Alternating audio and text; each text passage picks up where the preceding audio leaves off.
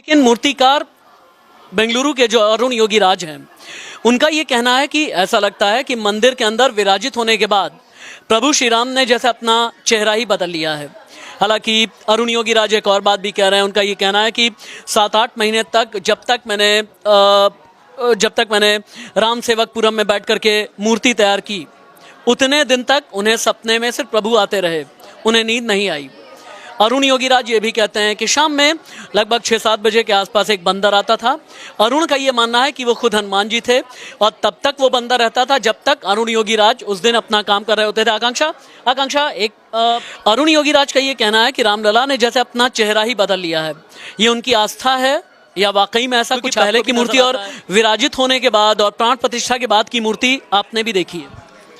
देखने में तो कुछ कुछ ऐसा लगता है, क्योंकि जो मूर्ति की पहली तस्वीर सामने आई थी और जब मूर्ति की आंखों से पट्टी हटी तो वो बहुत ही जीवंत मूर्ति थी। ऐसा लग रहा था उसमें पूरा लाइफ है, आपको फील हो रहा था कि वो असली में प्रभु श्री राम है। तो जहाँ तक अरुण योगी राज जो बात कर रहे हैं, हालांकि वो काफ़ी जुड़े हुए हैं, उन्होंने वो मूर्ति बनाई है, आस्था का विषय भी है, लेकिन उनकी इस बात से मैं पूरी तरीके से सहमत हूँ कि उस मूर्ति में एक लाइफ आ गई है, जैसे प्रभु श्री राम उस मूर्ति में समा गए हैं, धारण हो गए हैं। एक आस्था की बात है रविंद्र जी। अरुण योगी राज ने कहा कि ऐसा लग रहा है कि वाकई में रामलला की मूर्ति में प्राण आ गए हैं। ऐसा लग रहा है कि रामलला की मूर्ति, आकांक्षा कह रही है कि ऐसा लगता है जीवंत हो गई हो, जीवन से भर गई हो। ऐसा लगता है कि अपने नैनों के जरिए, अपने नेत्र के जरिए अपने भक्तों को रामलला ये बताना चाहते हैं कि मैं सदियों के बाद आया, मैं दशकों के बाद आया, मैं आपके लिए आया हूँ और आपके लिए ही मैं अयोध्या में विराजित मैं आपको बताऊं कि प्राण प्रतिष्ठा के बाद तो ये सवाल होना ही नहीं चाहिए कि मूर्ति निर्जीव है, सजीव। मैंने वैसे ही विग्रह बोला, तो वो सजीव तो हो ही गई है।